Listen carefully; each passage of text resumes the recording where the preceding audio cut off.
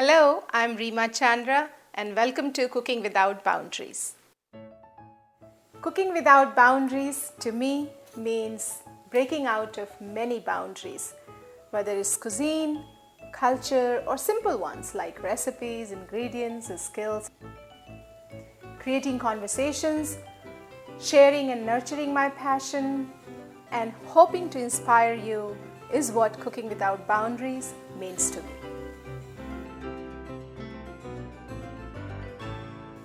So I recently took a trip to Paris with my daughter to have a mother-daughter week-long visit to Paris. Wonderful. The weather was great.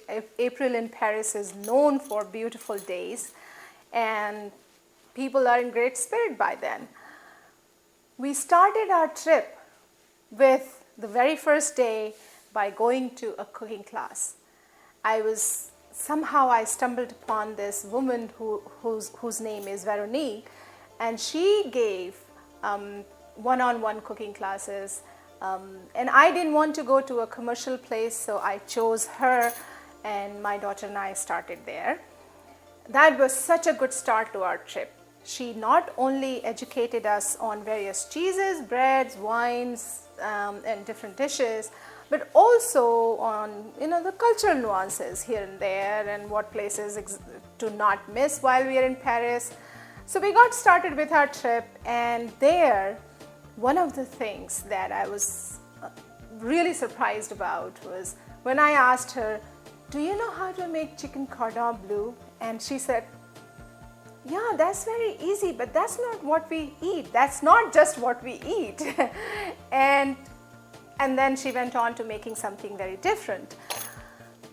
Chicken cordon bleu, believe it or not, outside of France, outside of Paris, is more known to people than in Paris. I mean, they are known, but I could not find it on a menu in a restaurant in Paris. I wanted to have it there to get the real taste, but I couldn't have it.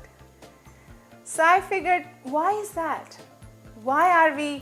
Why do we only know about chicken cordon bleu whenever we mention French cuisine? That's the first dish that comes to mind.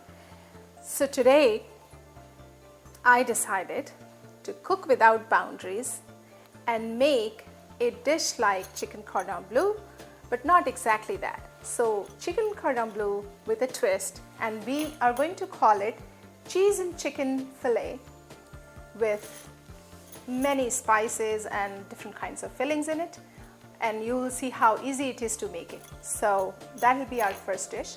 And the second one is red beets and green cabbage warm salad. We'll keep it simple, we'll keep it tasty, and let's get started. Cheese and chicken fillet is our first dish for the day.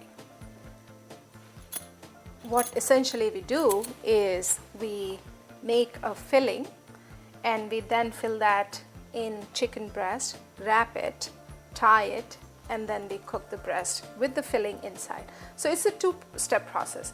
We first make the filling, and then we cook the chicken with filling inside. So now we will make the filling first. 2 tablespoons of cooking oil. We'll add a cup of onion.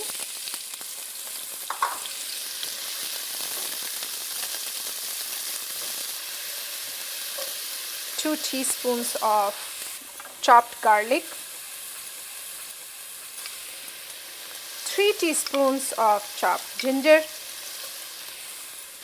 Adding ginger adds slight heat to the food, so you don't have to add, cayenne pepper if you don't want to, or black pepper if you don't want to, for that matter. So I like to go little heavier on ginger. It's a natural heat adding ingredient, and it adds taste as well. While the ginger, garlic, onion is getting sauteed, we add 2 cups of finely chopped potatoes, red potatoes or white potatoes, whatever you have in your pantry will do. Potato gives a starchy and a more, it's a little bit of starchy base to the filling, and it keeps it together. Otherwise the fillings might start coming out. So let it cook.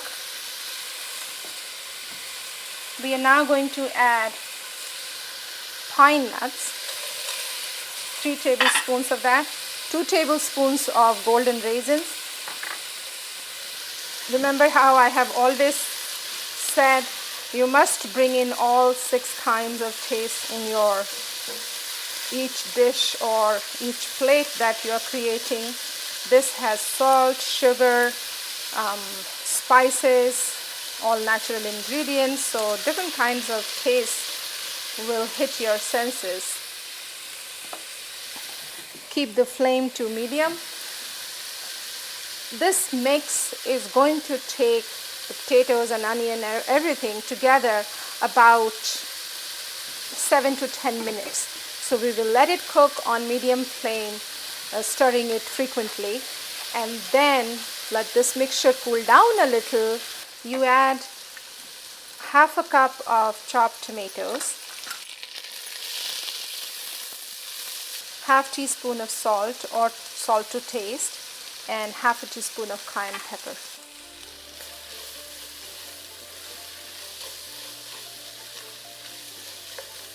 So our next and last ingredient is cheese, but before you add cheese to the filling, you turn off the stove. You do not want heat melting the cheese too quickly. So for cheese, we add half a cup of shredded or chopped Swiss and half a cup of shredded sharp cheddar. So here it goes.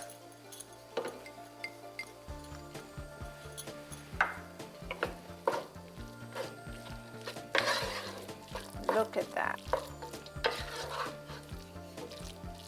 So I pounded coriander seeds in this here, and I'm going to take half a tablespoon of coriander, freshly grounded coriander seeds, and add to the filling here.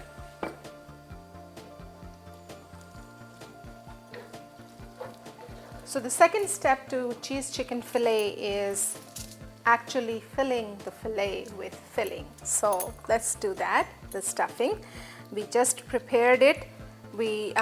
What we do is, here is the chicken fillet. I took boneless chicken fillet and I pounded it with a heavy object.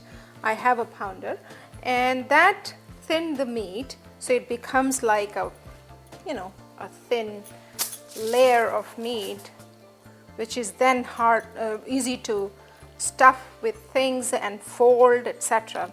So let's do that. Put not two, but actually 3. See this?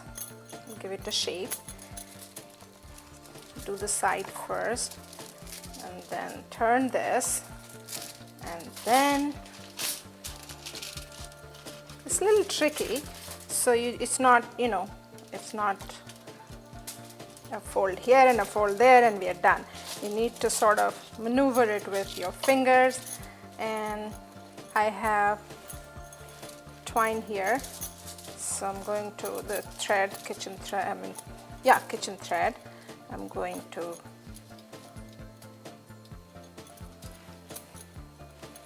do this.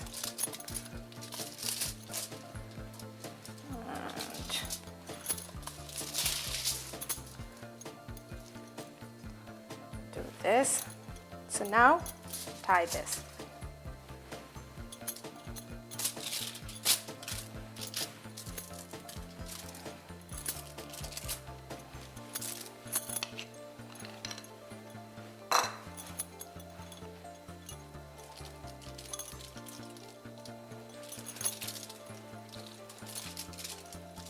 So the chicken cooking pan is hot now, and I'm adding 3 tablespoons of oil, cooking oil, any that you use, canola, olive. Some people use butter if they want to.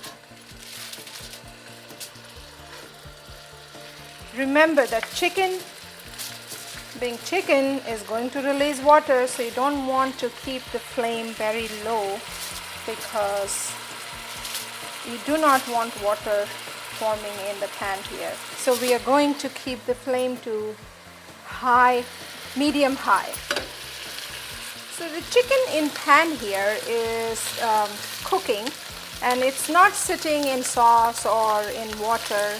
It's cooking in a little bit of oil in a non-stick pan. So it's almost like pan frying but not deep frying.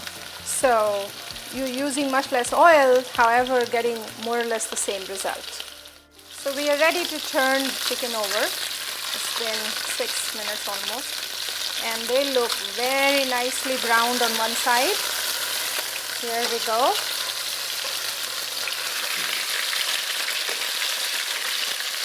There, beautiful. We're going to cover it with lid just for a couple of minutes for the cooking to speed up, but not too long because that might release the water. So for 2 minutes cover the lid, cover with lid, and then take it off, leave it for another 3 minutes, and then it will be ready to be taken off the stove and served. So while the cheese and chicken fillet is finishing up, we will start with our next dish, which is warm red beet and cabbage salad. Let's get started. My pan is hot here, and I want a wide mouth non-stick frying pan, sauteing pan. 1 tablespoon of cooking oil. Coat the pan again, as I always say. Add 1 teaspoon of chopped garlic and 1.5 teaspoon of chopped ginger. So we got the basics done. We will add 2 cups of sliced red beets.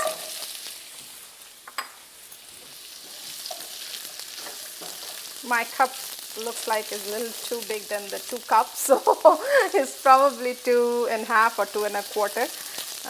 You know, if I had a few extra pieces, so I just added them here. You don't want to waste anything. Flame should be medium, and let it get cooked. We will add a pinch of that freshly ground coriander seeds. Stir it together. 1/2 teaspoon of salt. So we'll add green cabbage a little later. Green cabbage cooks very quickly and red beet takes a little time. So we are going to leave red beet in sauteing pan to cook for about 2 to 4 minutes, and then add green cabbage, and that'll be another 2 minutes to cook. For speeding up the process of cooking for red beets, we'll put lid on it for 2 minutes.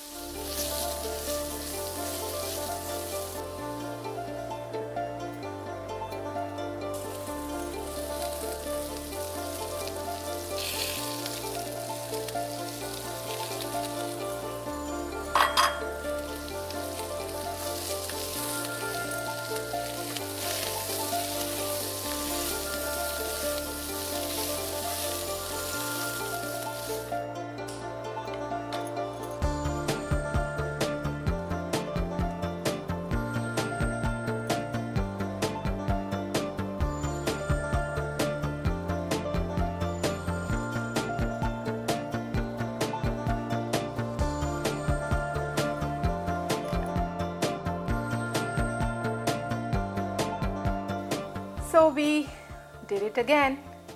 We came out of our boundaries. I came out of my boundaries, and I made a very typical French dish with a twist, because that's what I wanted to make. I wanted to use the ingredients that I had and create something similar, maybe not the exact dish, but that's okay. This is very tasty, healthy, easy enough to make, and we did it. You saw it. Cheese and chicken fillet, a typical French dish, chicken cordon bleu with a slight twist. And then we made warm red beet and green cabbage salad. Healthy again, tasty again, and quick again.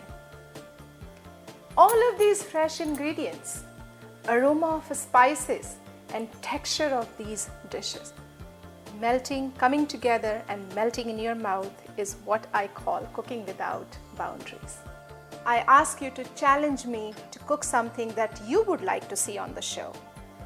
Call me if you have any questions at 617-504-5136 or write to me at reema@sharontv.com. Until then, cook without boundaries.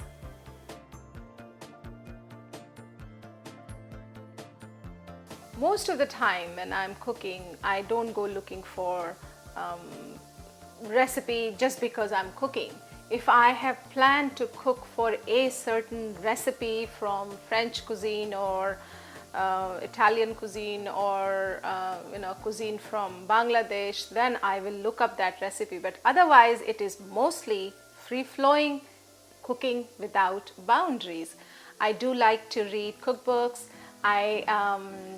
I'll have a quick glance through magazines when I'm sitting somewhere and looking at recipes, or I'll go to library, pick up books on cookbooks, cooking and go through them, just glancing and getting an idea of what different cuisines use, in terms of ingredients and spices and etc.